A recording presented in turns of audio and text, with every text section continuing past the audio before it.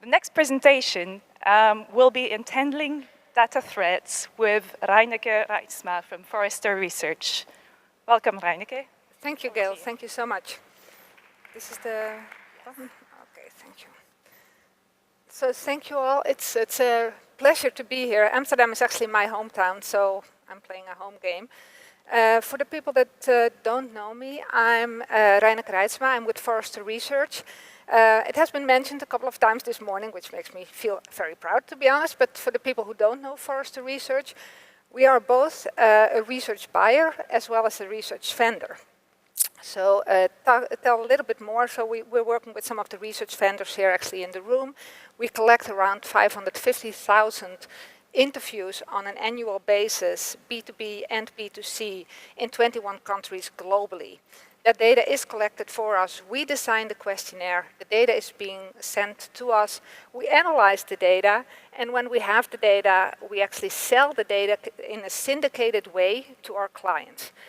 So clients don't get access, or they don't get the data itself, they get access to the data, and when they have a request or they want to understand what's happening with regards to technology, they reach out to us. We analyze the data for them, and we give data plus insights. Today I'm going to talk to you about our data innovation practice. So one of the things that we're also doing is constantly looking at ways to improve that syndicated offering. And we're constantly trying out emerging methodologies. So one of the things I'm not going to do is to talk to you about the next big thing. So I thought it was very funny in the presentation of Dan, where he said mobile and the year of mobile. So I've been just as guilty as everybody else. We're almost looking at new methodologies as the dog in Up is looking at squirrels like, mobile, big data, behavioral data, neuroscience. But I've been long enough in this research industry to know that every methodology has its value, has its purpose. It's not that one methodology is better than the other just because it's new or it gives new insights. It's really as how you combine these methodologies and how you gain insight based on these methodologies. So we have a multi-methodology approach, which I'm going to share a little bit to you about, but I'm also going to share the challenges that we face in analyzing that methodology. Because it's not always as easy as people make it sound, and that's what. So I'm just going to want to give you a little bit of the good, but also a little bit of the bad. So one of the things that we're doing is we call it Technographics 360. So Technographics is the name of our data product. We have business technographics, consumer technographics, and part of our consumer technographics offering is Technographics 360.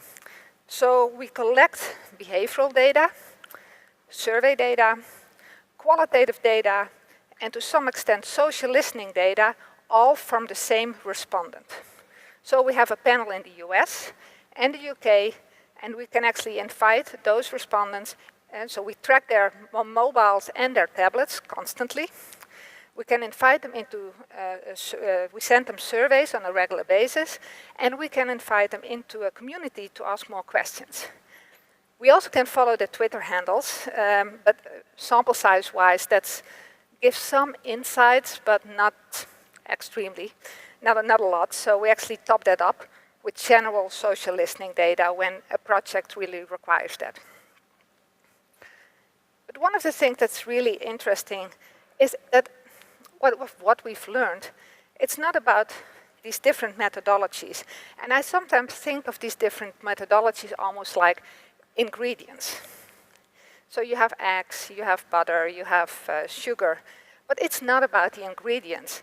If I use this multi-method approach and at the end you still taste the eggs, I could have better baked an egg. It's not worth the investment. So what it's really about is, of course, the end product. It's about the cake. It really is what you're doing with that data that really helps our clients understand what they need to do and how they need to improve their business. And one of the other presentations said also it's all about the income. That's right. We're talking about methodologies here, but in the end, what you really want to do is deliver insights that help in our case, our clients, understand where to prioritize their money, where to prioritize their investments, which strategic development they have to look into first. So it's about the end product, and the end product is actually quite challenging.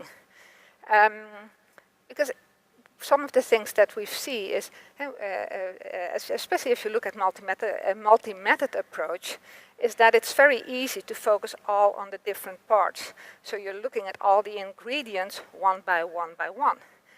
But in the end, that doesn't deliver the value that this methodology actually can provide. So one of the examples I wanted to show with you is how we use this multi-method approach and dive deeper constantly into what's happening and what consumers are doing, is an example about the app engagement. One of the things that many of our clients, and maybe even many of the people in the room, are struggling with is success of an app. So what defines the success of their app? And also, how successful is their app? How do they benchmark against other apps that are out there? In our behavioral data, we can see that people, on 80% of the time that people spend on their mobile phone is actually on 5 apps. And Facebook being number 1, big time. So if you have an app as a company, you really try to understand how am I doing and how could I actually improve my app usage. So what we did, one of my analysts, they are actually used our behavioral data to analyze app behavior, how much, and not just penetration, but looking really at how people use it, how often they use it, the commitment to the app, the time they spend in the app, how often they come back. And they worked with the analysts that Forrester has, and they really tried to come up with a kind of tool, which we call the App Engagement Index, on how apps benchmark against each other on these elements. So the App Engagement Index ranges from 0 to 100, and apps fall in that range. So and Facebook, for example, is a 75. Other apps, like an Instagram or Snapchat or Twitter, are somewhere else on that scale. That already gave some interesting insights to our clients, because they could actually see where they fell on that scale, but also they could see which app was interesting to partner with, depending on their marketing target or marketing objective that they had. So sometimes it's better to partner with Facebook or at Snapchat, where other times it's actually better to partner with Twitter or with Instagram. So that was the first step, which was purely on behavioral data, had nothing to do with the multi-method approach. But clients liked the App Engagement Index, and they reached out to us again saying, hey, now I know where I stand, I know where my benchmark, and I know which app I possibly could partner with. But how can I improve my app usage? How can I move the needle on that App Engagement Index? And that's where our methodology really came into play. Because the thing that we did, of course, we had that behavioral database. It's all from the same respondents. So we knew which people used which apps. So we selected randomly 4 apps. We asked people to fill in a survey and answer all kinds of questions about these apps, like why they liked it, why they used it, how often they used it, a battery of statements all about these apps. So people filled that in, the data got back to us, we analyzed that data, and what we found is that it's actually, show a little bit of, I know it's hard to read, but what we found is that there's actually 5 drivers that drive app engagement. And you can put them into 3 buckets. And the first one is the app has to fulfill a need. And has to fulfill a need and be first to fulfill that need. That's a really big one. Being first to market is really important in the app market. The second part was navigation. Easy to use, simple buttons, usability as an overall term. And the third one was engaging. An app had to be engaging. So again, we used that information, the analysts came up with a model, as you can see here. So this is for Shopkick, which is a retail app in the US. And it actually models out, so Shopkick isn't doing that well on number 2, which is navigation. So we modeled out what would happen if they improved their navigation and they moved from 45% to further to my left, you're right. What would happen to the time spent in that app? Again, so that was, again, using the behavioral and the quantitative data, giving, again, more insight. But the other question that then the clients had was, yeah, you mentioned engaging, but what does engaging mean? Or what does easy navigation mean for, in my industry, for my app? Because, of course, engagement means something completely different for games versus communication, like of social media, or versus travel, which were all categories that were in this app engagement index. So that's when we went back to that panel. We knew all their answers, and we invited them into our community. And we asked them about their apps and what engagement is really about. So having that all, the multi-method approach, all from the same respondents, really helped us dive deeper and deeper and deeper. It was almost like we're like peeling an onion, and we could go shell after shell after shell, and we really could see how the answers tied together. And I really think we couldn't have done this kind of work without this kind of approach.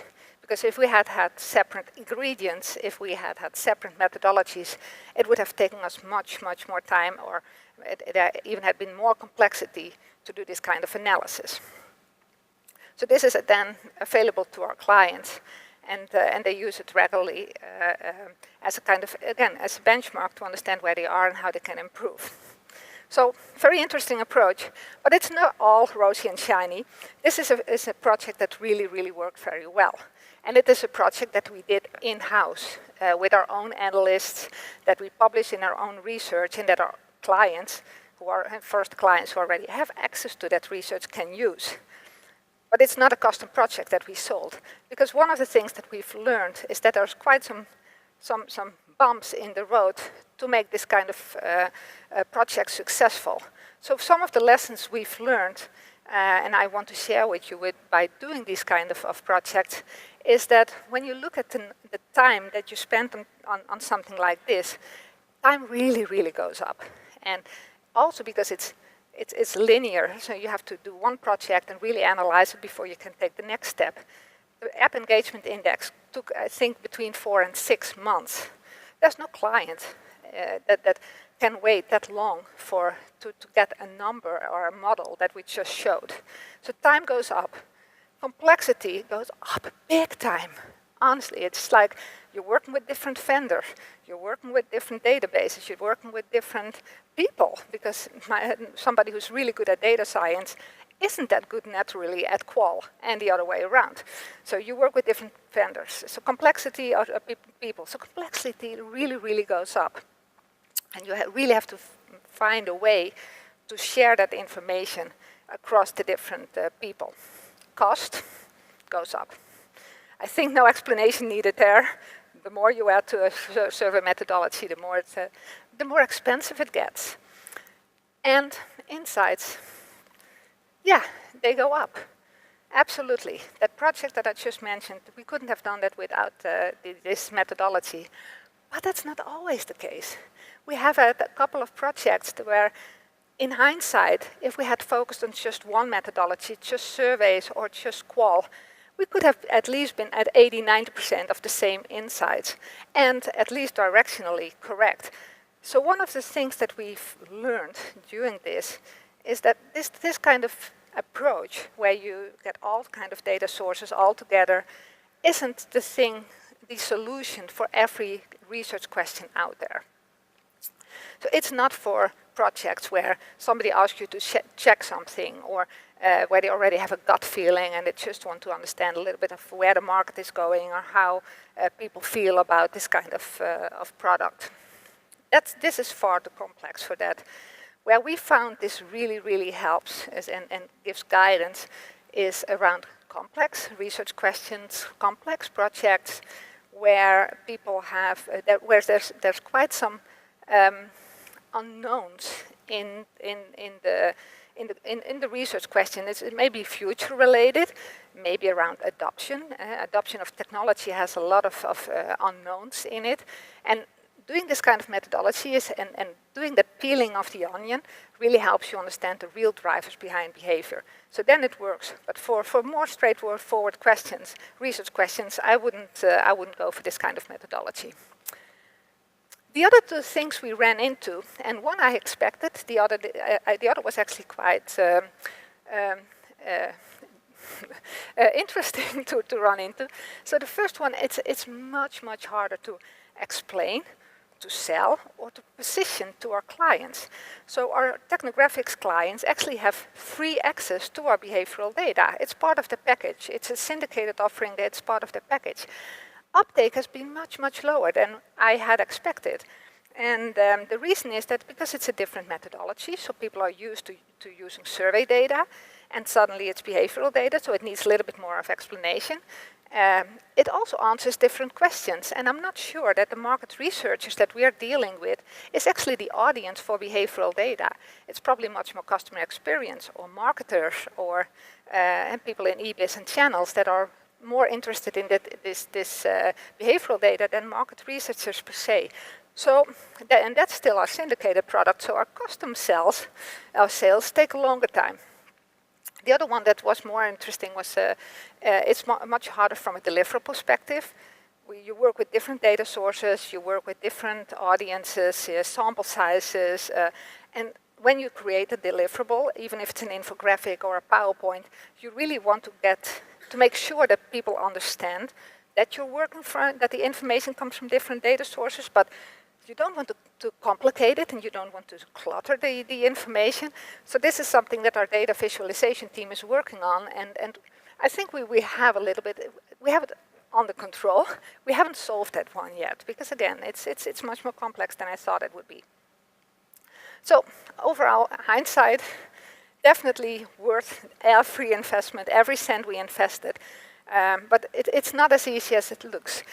The final comment I want to make, and we talk all about methodologies here, and I've said into the IIeX challenge, all about technology. What I've learned during this kind of multi-method approach is, in the end, it's not about the methodology. It's not even about the data. Even in this kind of setup, data is a commodity. It really is about the people. You have to have people analyzing that data who understand business questions, who really grasp what the client is looking for, what is the problem you're trying to solve. They have to be very collaborative because they have to talk to each other all the time and strive for an end result that's bigger than the sum of the parts. So it's all about the people, less about the data. Thank you so much.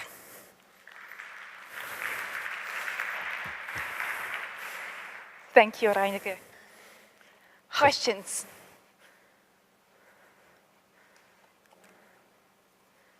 Can't see. No questions. That was a great session telling us about how to predict behavior. Thank you so much. Thank you very much. One last opportunity for someone from Lambda House. Yes, House Lambda? No. No? Well, no that's pressure. okay. Please.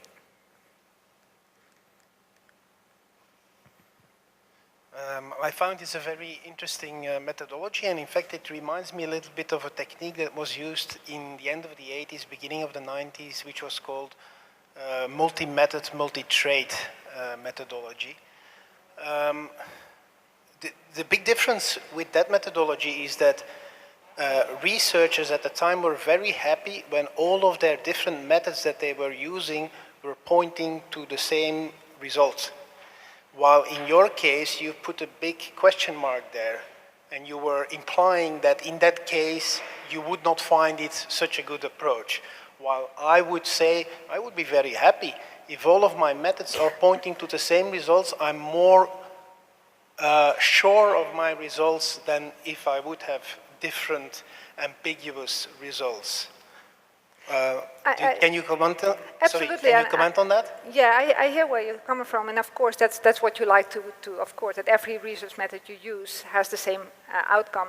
I can actually tell you already a little secret. It doesn't, by the way. It doesn't always. Behavioral and that's not a challenge that we encountered that I didn't comment on. But if you use multiple methodologies, they actually contradict very regularly. And so that again brings it back to that people element where you having the right analysts who understand which methodology to use for which research question. And that is also what I wanted to get across. It's not like it's a bad thing, it's just a very expensive and long methodology to find out the same results that you would have had if you, because if you wanted to have multiple methodologies, you could have done online and surveys at the same time, maybe at different vendors, and you didn't need that same respondent to develop a story. So yeah, definitely a good thing that it points to the same end result, but then this methodology isn't the best way forward.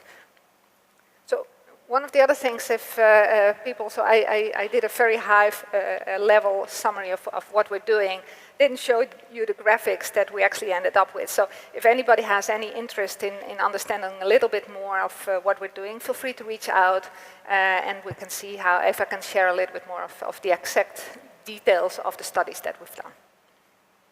Thank you so much. Thank you. Thanks.